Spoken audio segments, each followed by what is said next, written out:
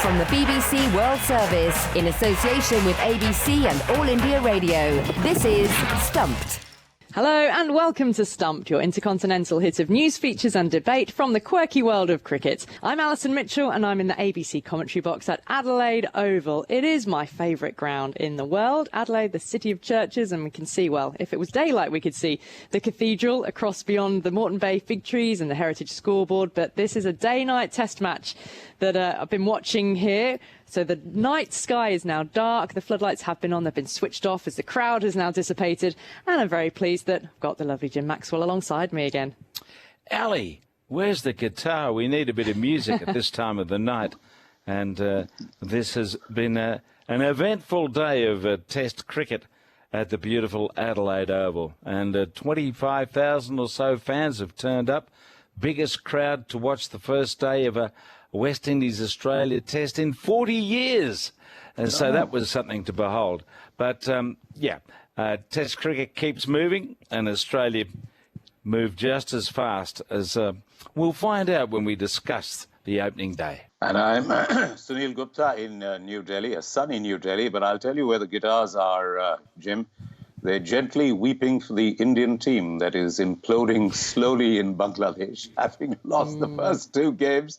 So the Beatles are right there, over there, and strumming away. I just hope that the administration here wakes up and understands that white ball cricket is very different from red ball cricket. And we just need to have something else because, remember, next year, a year down the line, the World Cup is going to be held in India. And I'll tell you, there'll be a lot of questions asked if India don't do well in that particular edition. What a jamboree that promises to be, though, with India hosting the World Cup. Again, of course, they won it in 2011 with that final in Mumbai. I remember it so well. Well, as we're here at Adelaide Oval, looking out onto the outfield, West Indies team are making their way out of the dressing room in a long walk across the Oval to get out the gate. They'll be back, of course, tomorrow, but it's a long day in the field for them yet again. They came unstuck at Perth, hit by injuries to their bowling attack now here for this day-night test match. And, well, after a first day where Australia piled up 3 for 330 with yet another century for Marnus Labuschagne. He closed the day 120 not out, so he's got 300s in a row because, of course, in Perth he got the double 100 and the 100 in the same match. Now he's followed it up with a third ton. Jim, I'm not sure whether to start with you with Australia's batting or West Indies bowling, because almost the bowling was so dismal, so injury hit. That is almost as much of a story as Marnus Labuschagne's batting hunger. Where do you want to start? Well, the first place I'd start is team selection. It's an indictment of the West Indies management that they should ask a fella to come from Jamaica to Australia and expect that he could walk out onto the field and play in a test match without something going wrong. I mean, we found out subsequent to his appearance this morning that he hadn't played for over a month. He'd been playing for Jamaica in the 50-over comp. Jamaica ultimately went on to win, but he didn't play in any of the more recent games, the 7 games. So what sort of match fitness did he have? Should explain, this is Marquino Mindley. Mindley, fast bowler. He bowled 2 overs, then went off with a hamstring injury, having just been flown in from Jamaica. Yes, it was quite extraordinary. No, it was a very poor display, and the longer the day went, the worse it became, with the run rate going up over 4 and over in the last hour and a bit. And even the second new ball, which is so much of a problem as a rule here under lights, looked like it was going like more like a Turkish delight round the dressing room than a cricket ball on the field. David Warner made 21. He was the first man out, but he started the day and has probably still ended the day in the news for reasons other than his run making. Now, on the eve of this test match, David Warner announced that he'd withdrawn his application to have his lifetime captaincy ban removed. So this relates to his role in Sandpapergate during the tour of South Africa in 2018, when the lifetime leadership ban was placed on him. Recently, Cricket Australia amended their own code of conduct to allow a player to apply to have any long-term sanctions modified. Warner, therefore, had put in an application with the blessing, he says, of Cricket Australia, but he is thoroughly unhappy about the way the panel dealt with his application. He put out a lengthy post on Instagram detailing how he says the review panel wanted to conduct a hearing in public, raking back over events of Sandpapergate, contrary to the way Warner says the process should have been, or at least what he and Cricket Australia thought it would be. First of all, Jim, Warner is upset and angry, it seems, over the process. Is he right to be? Yes, he's right to be upset with the lack of proper process and a fairer hearing than perhaps he got. And I think the problem that started this was Cricket Australia's decision to amend their code of conduct, and that has led from A to B to C. And unfortunately, talking to someone this morning, it's pretty clear that the players in the team are fairly upset with Warner in the way this has been dealt with, because it's becoming too much of a distraction. And he's 36 years of age. What possible future would he have as a leader, certainly at the international level, maybe at another level? I worry that all this is going to end badly for Warner. After this series, he plays against South Africa, who have got a much better attack. If he continues to get low scores against them, he could be dropped. But he won't get dropped because he'll retire and go off and play T20. I think that's the more likely outcome of all of this, unless he can start getting some runs and focus on just playing cricket. Because at the moment, this is turning into a very unhappy event for Cricket Australia because of the poor way they have handled it, and now for Warner because it's consuming too much space in the media and against his team. Let's talk a little bit more, though, about this Australia-West Indies series, because I want to focus on one player in particular from the West Indies side. And that's because on last week's show, we did talk about West Indies debutant from Perth, Tejnarine Chanderpaul. Now, he played very well on his international test debut in the first match of the series, made 45 and 51 as opener, and we found him to be a pretty quietly spoken man. And when he batted, he really did display similar technical and mental characteristics to Shivnarine, his father and legendary West Indies batter. And Sunil, you've actually been speaking to his father this week. Yes, I had the privilege of speaking to Shiv Chanderpaul, and I asked him how it felt for him to see his son make his test debut. I wasn't too sure what's going to happen, knowing that, Australia bowling attack is the best in the world, and the quality of bowlers they got. I mean, Stark, Hazelwood, Cummins, and then Green and Lyon there. I mean, and then Travis said is now bowling some. But, I mean, looking at their bowling attack and the teams that have been there for the past, but over the last 10 years haven't done anything much in Australia. And making your debut in Perth is never an easy place, especially against Australia. In Australia, it's not going to be easy. So, not too sure. I wasn't too sure what to expect. But I think he held up pretty well. I mean, look, I know he would have been tested by these guys, and he needed to be tested. And it got to show how much fight he's got in him and how well he hold up against these guys. Yeah, well, I'm sure he learned his sense of fight and standing there and going for it from you, because that's exactly what you did when you were playing Test cricket. But scoring a 51 on debut, and take us through your emotions at that time.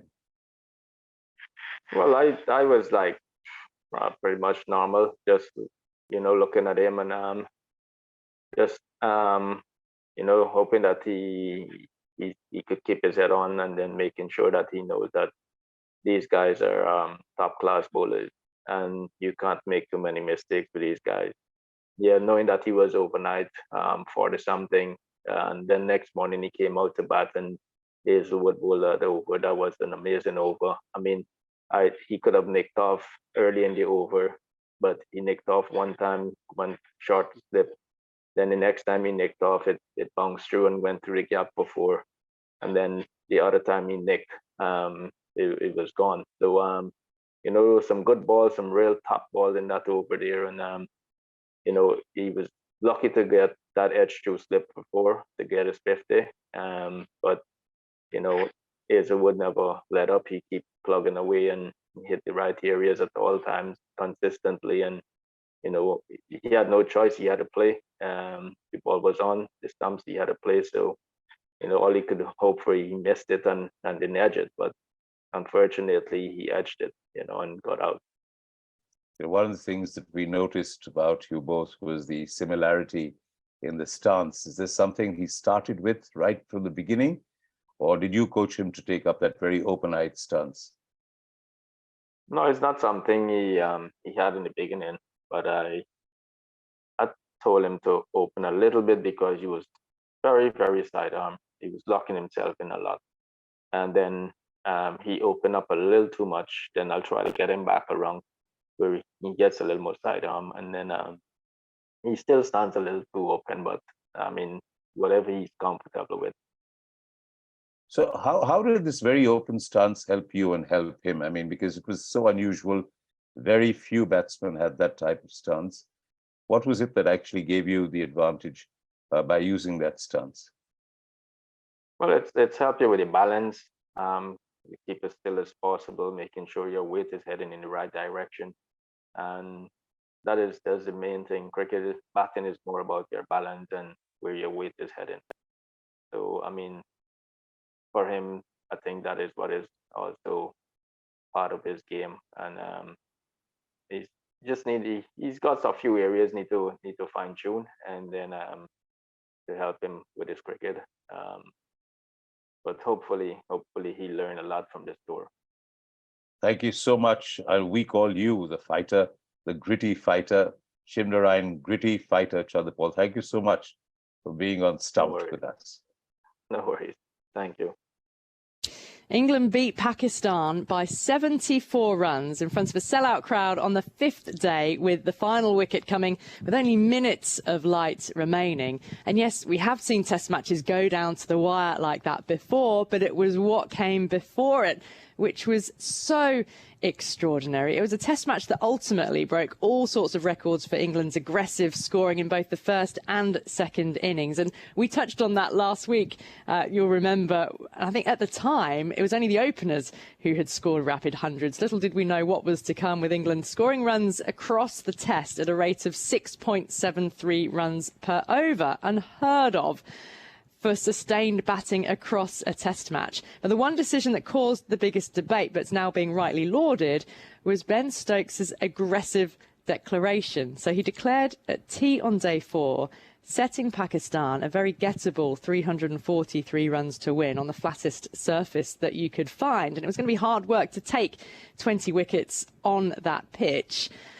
I mean, Jim, we already knew that this was an incredible test with 4 centuries scored by England on that opening day. But what of that declaration from Stokes on day 4? I mean, brave, bold, however many words you can find. All of those things. And I think we've noticed since Ben Stokes took over the captaincy that he's prepared to risk losing a game to win a game. He probably doesn't see it that way. He sees it as a great opportunity to win when he makes those kind of declarations. But to do it with the strange bowling attack that he had in this match and to pull it off was simply remarkable.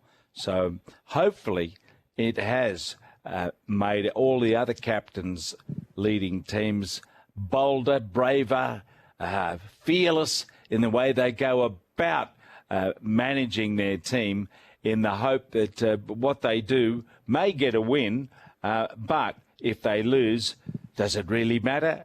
It's a test match, and you've done your best to put your team in a winning position. So we could at last get rid of this near negative attitude of just leaving enough time to bowl the side out, but not really giving them a sniff and all that sort of stuff. So I think it's a huge transformation, potentially for all of Test cricket. But certainly, as I mentioned some time ago, when Stokes and McCullum got the job in tandem, this is one of the most exciting decisions that English cricket have ever made.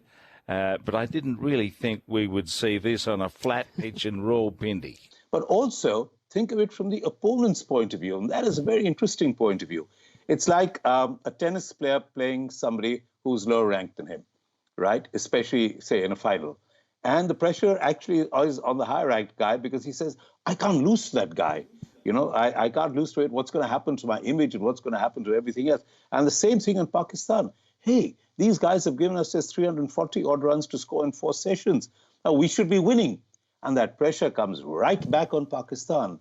You know, I can't put a foot wrong. I can't do something wrong. So they can't just go there and play freely the way that England actually played and think. So it's a very delicate psychological battle also. It's not just a cricketing thing. It is how you put the pressure on, how you subtly apply that pressure. Let me read you a couple of tweets, though, Sunil, because as you say, it's delicate, transference of pressure, but delicious at the same time. But that fine line, this was a reaction to the declaration when it first came. Sorry, England are insulting Test cricket. This ridiculous declaration has devalued everything that went before. If you can't win a Test match, you don't hand it to the opposition, who have only had to bat normally to win on this pitch. No carrot involved. The Aussies must be laughing their socks off. Only bad luck can save our naivety. That was from Brian, obviously before England went on to win. Then on the other hand, there was a tweet we picked up from Gary, hashtag BBC Stumped, so we see your tweets. Gary said, think of this declaration differently. It alerts future opposition to an England team that is prepared to lose to win. It will set a cultural change that strikes fear in our opponents and means no team can cruise through sessions against a predictable and conservative opposition. Bravo to Ben. So I think that sort of sums up what you were saying, Sunil. Absolutely. Now, that is all we've got time for on this week's Stumped, though. So my thanks to Jim Maxwell and Sunil Gupta, and of course to all of you for listening. For now, from us from the Adelaide Oval, we'll say bye-bye. From the BBC World Service, in association with ABC and All India Radio, this is Stumped.